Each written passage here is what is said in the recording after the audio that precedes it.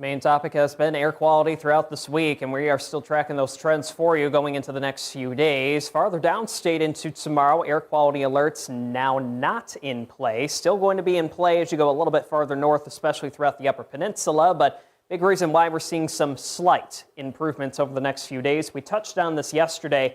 All has to do with our upper air pattern. Now, we are expecting the upper winds to take a little bit more of a southwesterly jog as we are going throughout the next few days. So even areas going towards, say, Ontario, probably still going to be dealing with some of that haze, but at least for us here throughout the state of Michigan, that would mean overall less haze and less smoke out there going into not only tomorrow, but even especially later on this week. So slight improvements. We continue to follow it nonetheless. Let's go ahead and talk about future view and our rain chances throughout the next few days. We've had a few pop-up showers and storms, areas throughout the Upper Peninsula, along a few lake breezes from earlier this afternoon.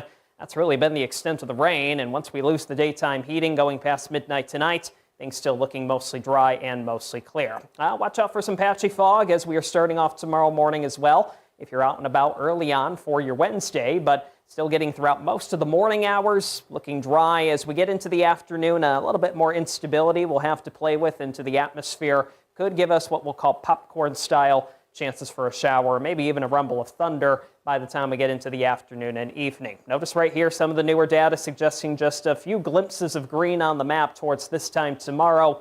Still the coverage not looking too impressive, so I think a lot of us still will be mostly dry, even as we carry past midnight, even going into the day on Thursday. And then again, it's isolated coverage at best for maybe a few more showers or a rumble of thunder even as we continue later into the day on Thursday. So the rain chances, they're not looking too prevalent, but that's really going to be the next best chance we're talking about going into the next few days. Let's talk about live weather stations outside right now. Pickford's still talking about some upper 70s, and even Everett a little bit warmer right now, hanging out in the low 80s. Here's where we'll go past the midnight hour tonight. Similar conditions to where we woke up to earlier this morning, 50s, if not our lakeshore communities.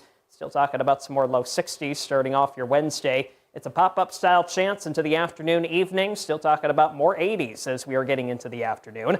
Lakeshore communities still could hold on to some 70s as we go throughout the day tomorrow, but still going to have our fair share of some heat as we take you not only throughout northern lower, but even going into eastern upper as well. Easterly wind will keep you at about 5 to 10 miles per hour. Especially our northern zone still could hold on to a little bit more of that haze as we go throughout tomorrow. Gradual improvements in the air quality as we are going later into the week. Again, not completely out of the woods, but still looking better with the trends as we get closer to the upcoming weekend. Still even into some of our central zones, holding on to some of those mid-80s getting into the afternoon tomorrow. Here's a look at the next 7 days. It's isolated chances at best for a shower or storm leading into the weekend. Still thinking we're talking about some dry time nonetheless, and even the temperatures by the weekend